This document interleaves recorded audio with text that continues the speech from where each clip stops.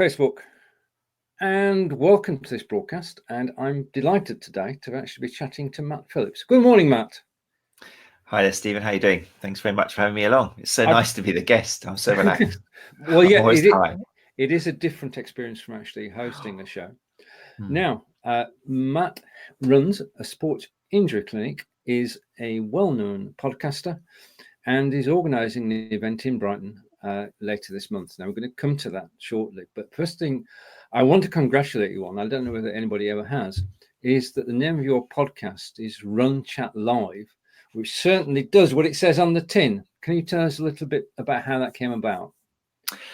Well, if I'm going to tell the truth, it came from a colleague of mine who does PodChatLive. I'm sure he got it from somewhere else, but yeah, Ian Griffiths, who's been my go-to podiatrist, helping referring out patients, he started off before me PodChatLive, which is a podcast for podiatrists predominantly, but not only.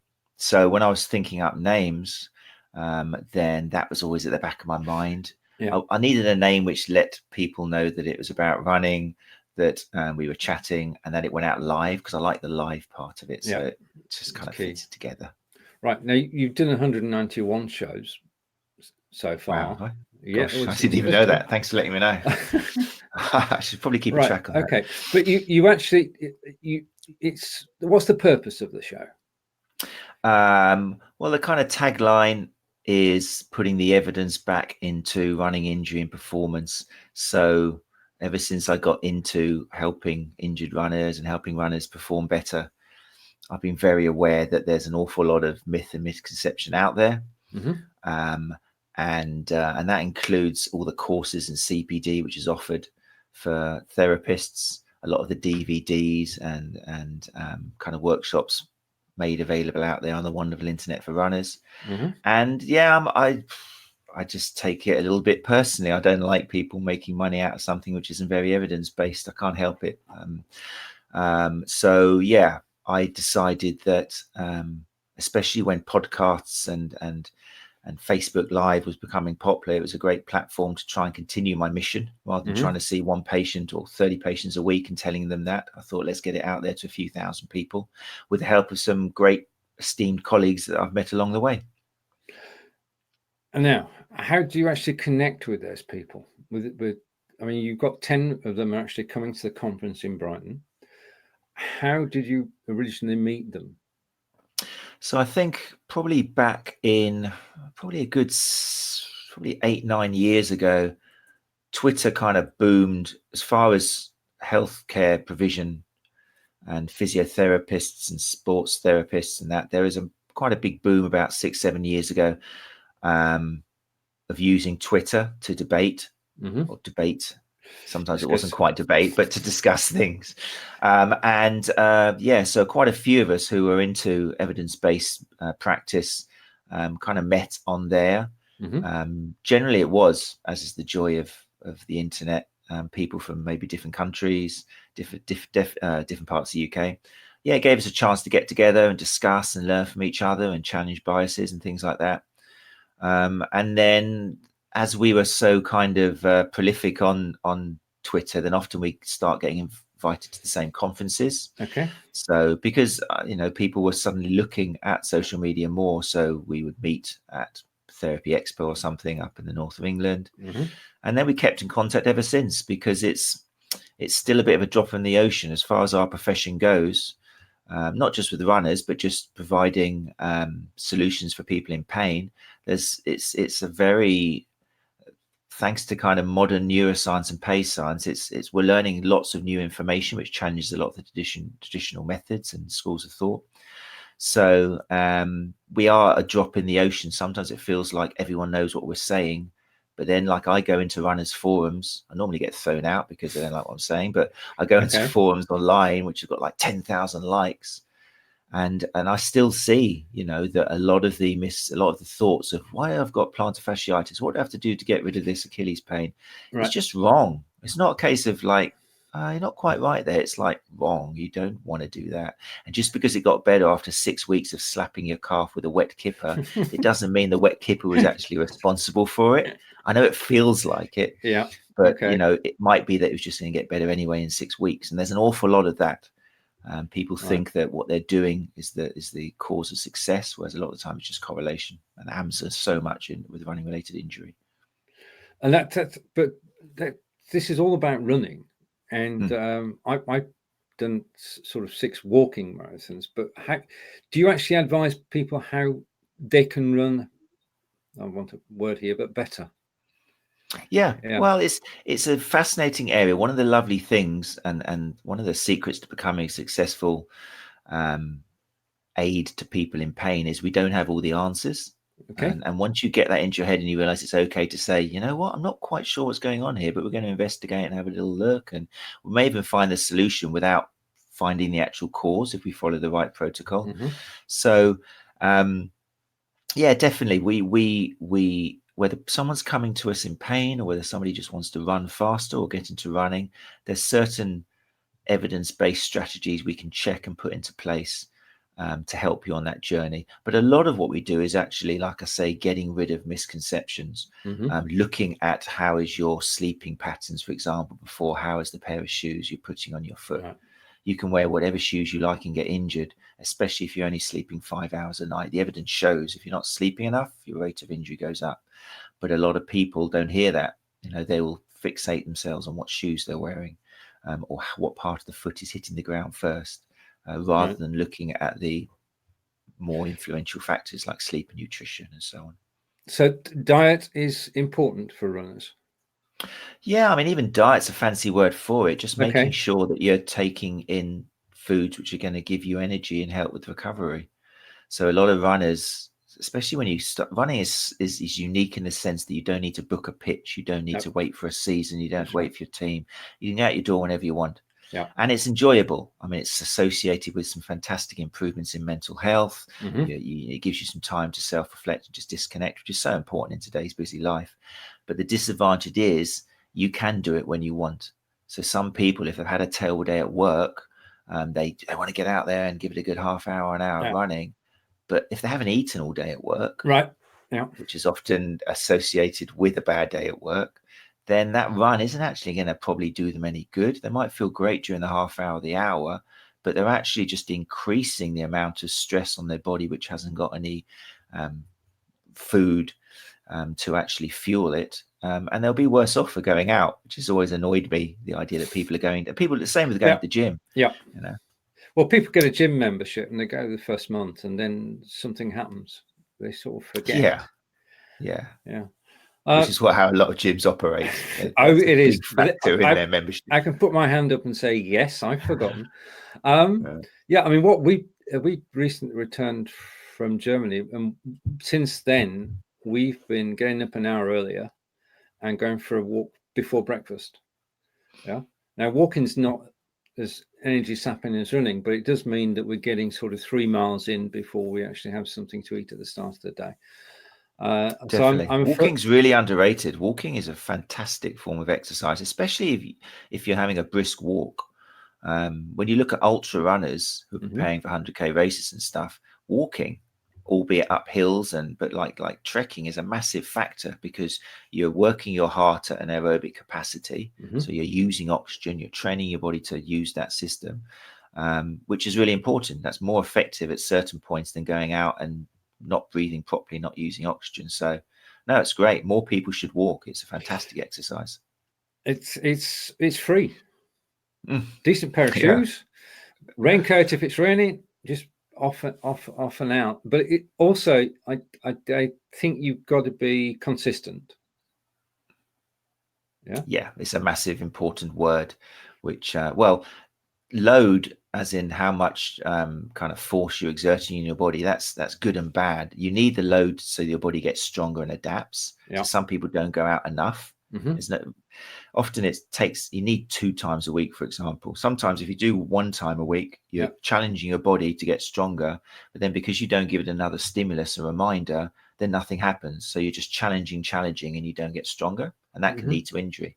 It's interesting to note that people who run 1 time a week are as susceptible to injury as people who run 7 times a week, because the body's not adapting, so not running enough can be an issue. And then obviously you got the other side where people are doing too much, so you can be too consistent. I mean, that's the cause of probably 70% or 80%, I think some studies show, of running related injuries because of inappropriate training, doing too much too soon, too fast, trying to push yourself. So if it's just theoretical, if somebody was going to do a 10K next year and they were a regular walker at the moment, how should they approach going for the 10K? Should they even do it? Should they do it? There's a lot of factors. They shouldn't be worried about doing it, because the secret is just, I always compare preparation for anything to like a ladder with rungs. And you've just got to have a system where you're climbing the rung one by one, because otherwise you're going to fall off, which is normally equates to injury or overtraining, and have to go from the bottom again. So in the case of a walker to a runner, they've got to have the confidence to actually start walk running. There's nothing wrong with that at all. Have a little interval where you're walking and then running. Most people who go straight into running actually try and move too fast, or they're not having breaks. They can't breathe properly. You've got to find the reason people don't breathe properly. Again, you read online in forums, oh, you're not breathing properly. Oh, you've probably got something wrong with your lungs. Go to the doctor. You've probably got asthma. Maybe you've got this. Try this food. Try drinking beetroot juice, whatever it is. The main reason is you're just trying to do too much. Okay, your body can only work at an intensity that it's capable of doing. Your brain will kick in and stop you if you try to do anything too hard. So slow it down, have a break, walk a bit. And you can actually start celebrating how amazing the body is at getting stronger, as long as you take it gradually. So take it gradually, walk, run. Okay, that's good. Right. Yeah. Now, you have, through the podcast, met people around the globe, and through networking on Twitter as well. In fact, through networking, which I thoroughly believe in. And you're now organising the RCL International Running Conference in Brighton. Could you tell us how it came about and what people can expect? Well, I'm very, very excited.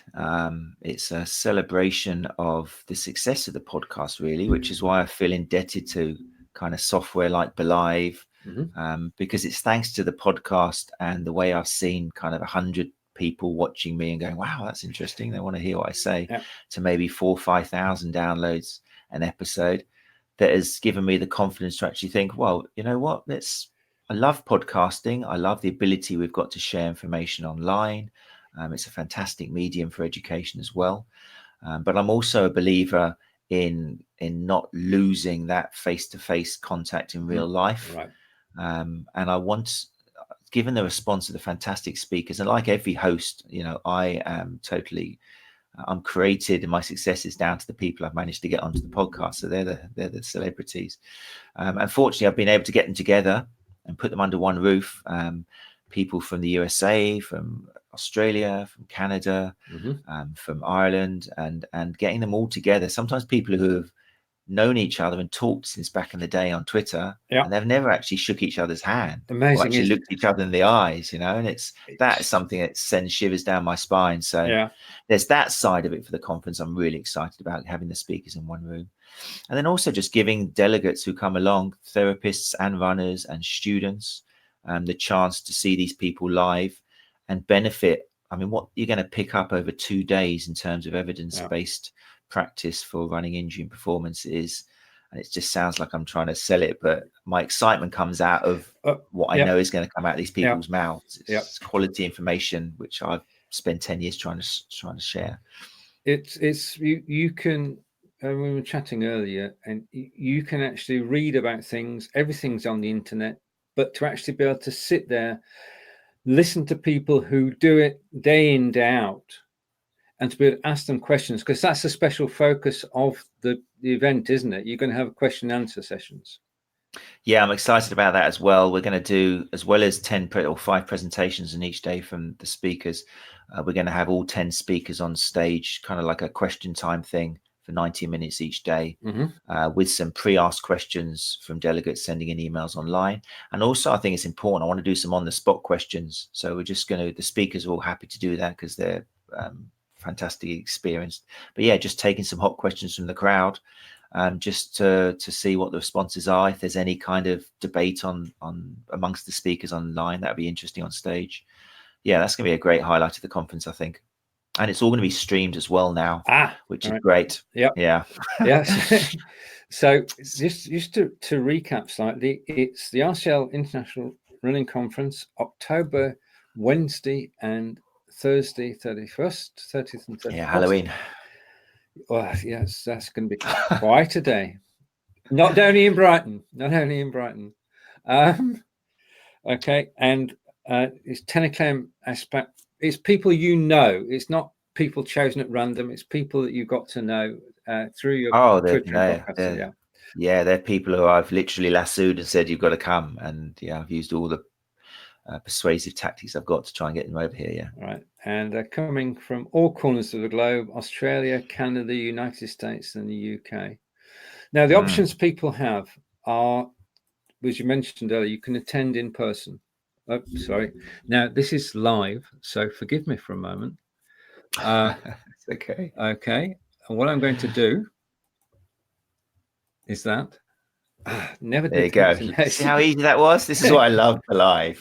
And that's so professional. Right. So semi-professional. People can attend in person, but people can attend virtually. And that's important, isn't it? Because yeah, I had quite a few emails. I was getting emails from students. I mean, there was one guy in Greece who was almost like having a breakdown in the email, just saying, I really want to come. I'm really a fan of these speakers, but I can't get time off because I'm doing a case study and this and that. Right. And at the time I was thinking,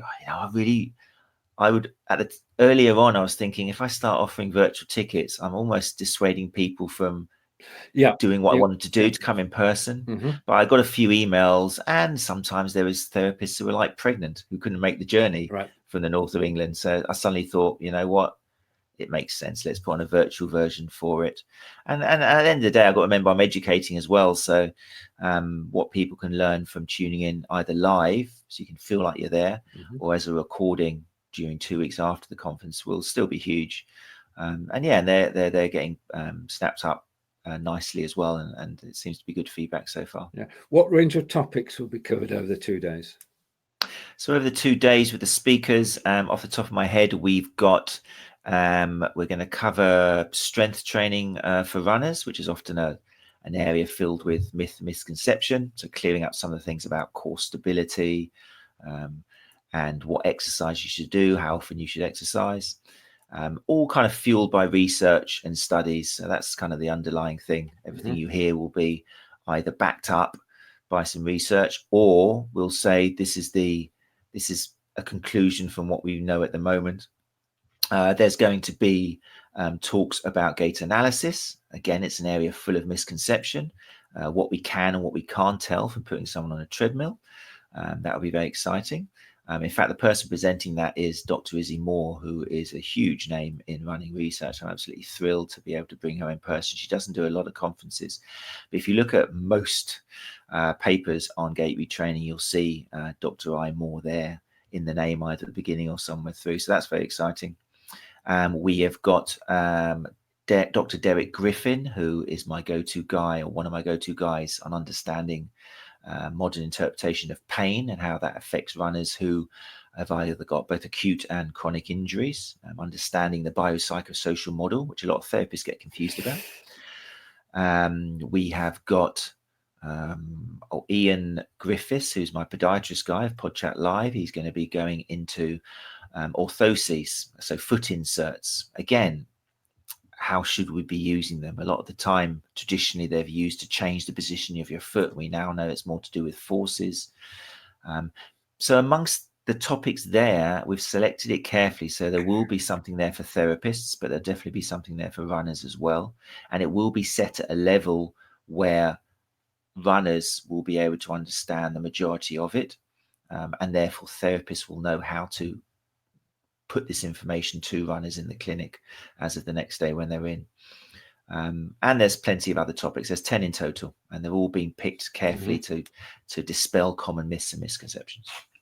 Right. Now, I've just posted the link for the tickets. The link is in the chat, so you can just click the link and find out more. And Matt's website is there as well. Now, what got you into podcasting? Well, it was.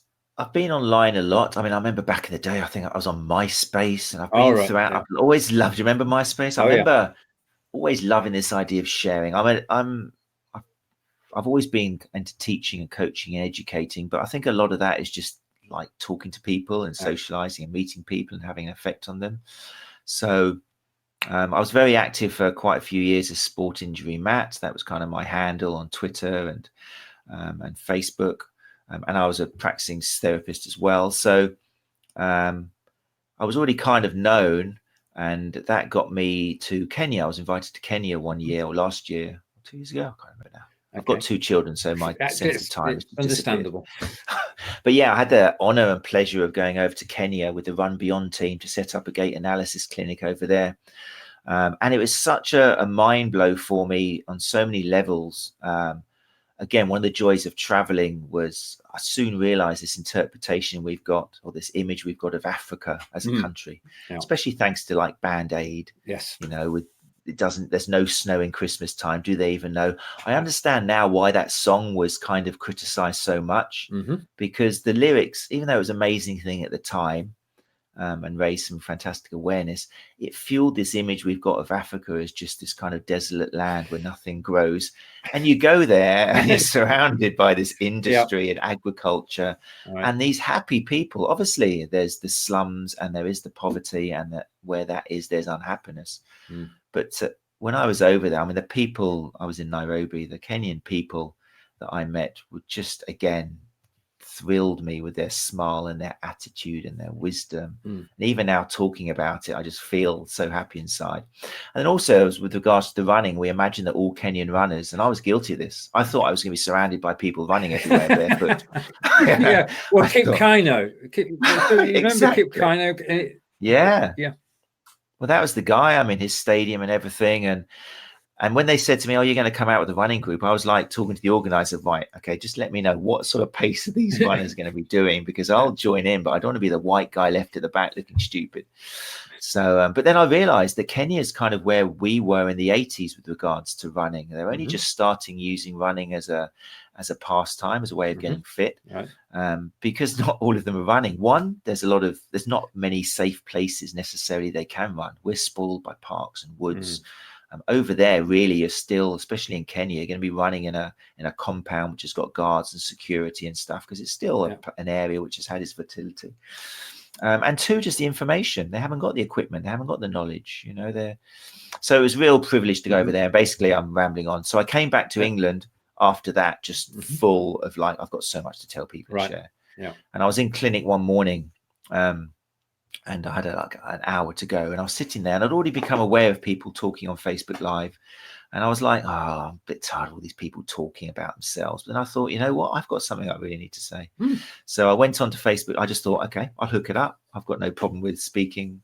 And I just talked about my experiences, basically what I've said to you. And people were tuning in and listening and gave me great feedback. It was like about 100 people or something. So I thought, okay, I can do this every week, every Sunday. I'll just do a little chat before clinic. I might talk about who I've seen last Sunday, etc. So I did that kind of 5 or 6 goes in a row, and they kind of went from 20 minutes, 30 minutes, just me. And the viewers were going up. The feedback was getting positive. It was I was clearing up a lot of myths and misconceptions, which was what my kind of passion is. And then I thought, you know what, I could start getting guests. I remember doing my first guest, which was Rosie Sexton, who is like a legend in female mixed martial arts, and the first British woman to fight in the UFC. And she's a therapist and osteopath as well. So she seemed at the time, and still is, like, I was like, wow, if I can get Rosie on talking, then that'd be amazing. But I remember I did it using just the Facebook Live. So throughout the interview, basically, there was my big ugly head there, and Rosie was this tiny little square in the corner. And the feedback I got, and I had to go, yeah, you're right, was like, Rosie's the star. Why is she a tiny little square? And your head's so big. So I took that on board. I thought, you know what, you're right. So that started me off down the road of, right, I need a third-party bit of software so I can have a split screen, so I can blow up the guest and highlight things and give the guest basically the respect they deserve. So and that led me down the route of just what I think is still quite a hard route, because the internet's an amazing place, but you can get lost in forums and advertisements. And eventually I found Live, which gave me everything I needed. And I had to kind of kiss a few frogs before I found it, but eventually I found it and had everything I needed. I was able to multi up to 4 or up to 10 guests, I think you have now. But at the time, I think it was up to 4 guests at the same time. I could change the descriptions. I could have photos online. I could use video. You could brand it according to your own colors. So I'm quite a creative visual person. I had everything I need. And it was a lot cheaper than, I mean, even I was thinking at the time, okay, if it's cheaper, there's got to be something wrong with it. Because we live in this society where you think if something's cheaper, there's a catch. And you know what? A lot of the time there is. But I soon discovered that although it's cheaper than some of the competitors, well, I mean, I'm biased anyway, and it sounds like I'm just trying to do an advertisement for Live. But yeah, it was amazing. It was everything I needed. And people noticed. They were like, oh, what software are you using for that? You know, how do you get that crawler along the bottom saying, welcome to RunChatLive? And I was like, just press a button. You know, so yeah, before I know it, I was getting amazing guests. And, I think all podcasters like to see the viewers coming up. Most people aren't making any money out of it. It's purely out of the success and thinking, actually, my message is getting out there. People are enjoying it. And then it went up to thousands, and the rest is history. I'm still here. You're still here. You're still here. But here, I mean, that, as you say, that's a passion. That's helping people. That's sharing knowledge. But you also run the sports injury clinic in Brighton, or is it in Brighton? This is one of the things. There's Studio 57, there's Stride UK. I still work very much with Stride UK doing gait analysis. It's done more by basically, I like problem solving. So I like people coming to me who have seen a few other people and they haven't managed to get to the root of their knee pain or their plateauing. So I know that the people who come to me, really it's a bit of a little trick of me making sure that the people who come to me are already open to try new things. They come with a little bit of Bruce Lee would say, an empty glass instead of it's already full and brimming over. So that makes my life a lot easier and allows me to get my message across and help people more. So I do a lot of gait analysis. It's kind of 3 hour where people come to see me from UK or abroad, and we sort a lot of things out. A lot of it is consultation time and talking, looking at training plans, looking at nutrition, looking at recovery, and not just looking at the way they run.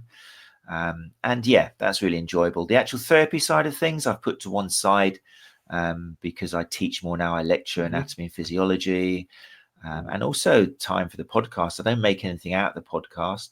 I'm probably not going to make, I'm still hoping to break even for the conference. But, I've got 2 kids now. I've suddenly got a lot more interested in making sure that I'm enjoying life, feeling proud of what I do, trying to pass a message on to them. So I'm trying as hard as I can to get a bit more of a balance in doing things that I enjoy rather than just, work and, working. So yeah. But the Stride UK is still very active, and Studio 57 in Brighton is still very much a leading clinic in Brighton, but it's so competitive as well out there. There's so many people doing it, same as podcasting. But out of all that, you put together the conference, and if you just like to, as we come towards the end of the show, talk just a run through of what's happening at the conference. And as I say, I've posted the links, but the floor is yours, Matt. Oh, thank you very much. Well, the tickets are still very much on sale. For runners, it's cheaper. Therapists, it's more expensive, but that's because therapists, you're going to make money out of this. You're going to pick things up and you're going to get your money back after a few extra clients and a few better results. Runners, it's considerably cheaper as it is for students, because I know you're not directly going to kind of get a return for the investment, although you will, believe me, runners, if you come along, because you're going to get some information that will save you a lot on expensive running shoes, on unnecessary physio trips, unnecessary hot potato from one therapist to another. So runners are going to save money as well. Students obviously come along because it's going to massively help your studies. And then there's the virtual ticket as well, where you can either watch live or you can watch the whole conference afterwards during the 2 weeks post-event in your own time. And essentially what we're looking at is, a Wednesday and Thursday with 10 speakers, 2 90-minute question times. There's also a social night for networking on the Wednesday, thanks to Las Iguanas, probably the best Mexican or food restaurant in Brighton. So we're doing a social there for networking and for meeting each other. That's going to be very exciting. All the speakers are going to be there. And I encourage you to try and come in person. There's still, I keep an eye on prices in Brighton, Travelodge and Premier, and there's still, you can get fairly cheap rooms to stay the night. But I've noticed, which is nice, a lot of people are coming down because they've got family or friends in Brighton and kind of combining it as a holiday, which makes me feel happy. I'm bringing families together as well, so that's great. So, but yeah, if you can't make it, then virtual ticket is the way forwards. Now, your expertise and your enthusiasm comes across, and I wish you every success with the conference. Thank you. But your enthusiasm for running is, well, legion, because you've just been at the 100K. Can you tell us a little bit about that? Yeah, the Ultra Mirage was like Kenya Part 2. Right. It was amazing. It was amazing. Fortunately, again, thanks to the podcast, I'd already talked to Elizabeth Barnes, who is like the most incredible female ultra runner out there and a wonderful person. She was the winner of the Ultra Mirage and also the Marathon des Sables, which is kind of quite famous as well. Yeah. So a huge, I mean, I love bringing people. You think of the winner of the Marathon des Sables, a female winner, and you think, well, they're untouchable. I'm never going to talk to them. Yeah. But then I put them on screen, and as well as being just a fantastic, lovely person, it just gave a chance for her. And I got some great feedback from that episode. Because people were just amazed. Wow, she's human. She's got the same. She's real. And the questions I was asking her at the time, I was thinking, was that appropriate? But one of my questions for her was like, why are people watching Kim Kardashian on TV instead of you? Because that was one of the things we talked about, role models for female, for especially for young females. So yeah, thanks to that, I got through to Amir Ben Khan, who's the organizer and founder of the Ultra Mirage in Tunisia, and he said, come on over. Brilliant.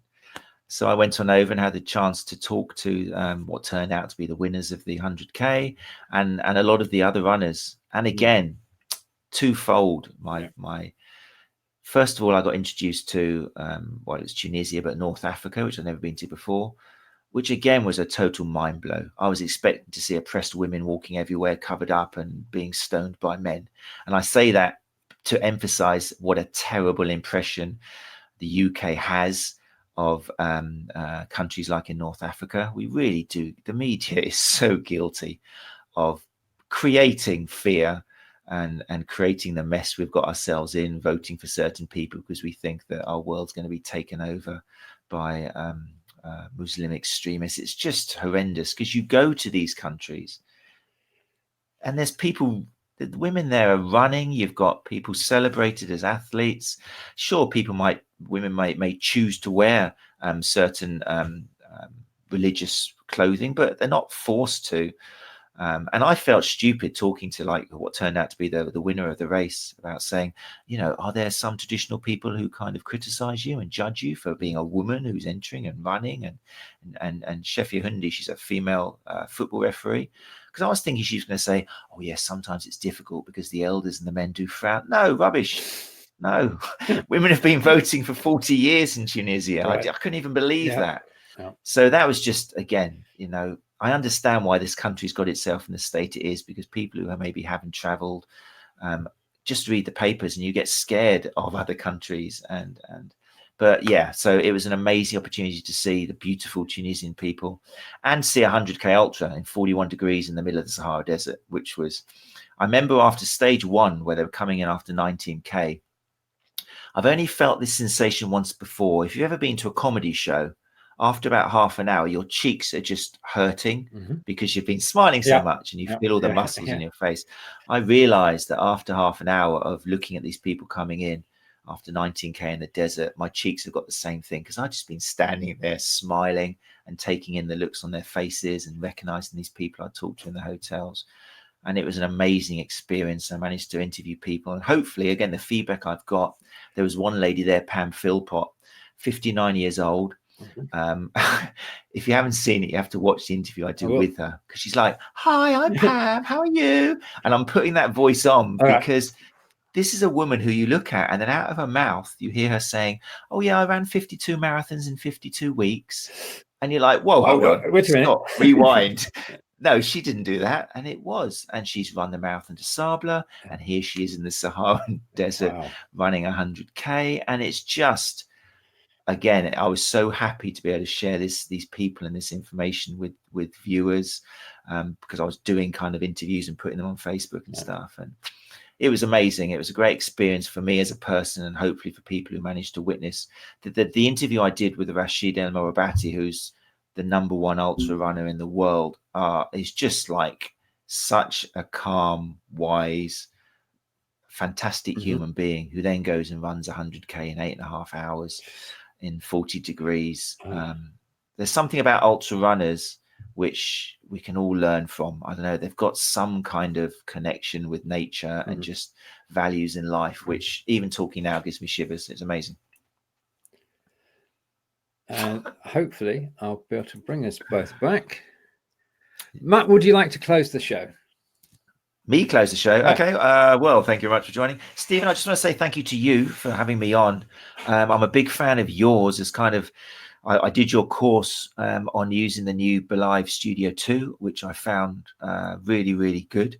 I think it's supposed to be done over a few weeks, but I was at night time in bed and just did the whole thing. I think it was like 2 hours long or something. I just went from section to section and chapter to chapter because I found it one, so useful, and I'm a fan of your presenting as well. I find it's encouraging to listen to and easy to understand, and so yeah, it's really nice the opportunity to speak to you, and hopefully kind of let people know about Belive software, which I think is like for me, it's a must. If you're looking into podcasting, you want an easy life, you want to interview guests remotely, then Belive Studio 2 is the way forwards. Wonderful. Thank you for that. Much appreciated. And I'm blushing if you could but see me. That's what you've taken. Okay. To Bruce Watch today, thank you very much. If you need more information, want more information, you want to go to the conference in Brighton, you want to attend virtually, the links are in the comments. Matt, thank you. Thank you. And I hope to see some of you in Brighton on the 30th and 31st of October.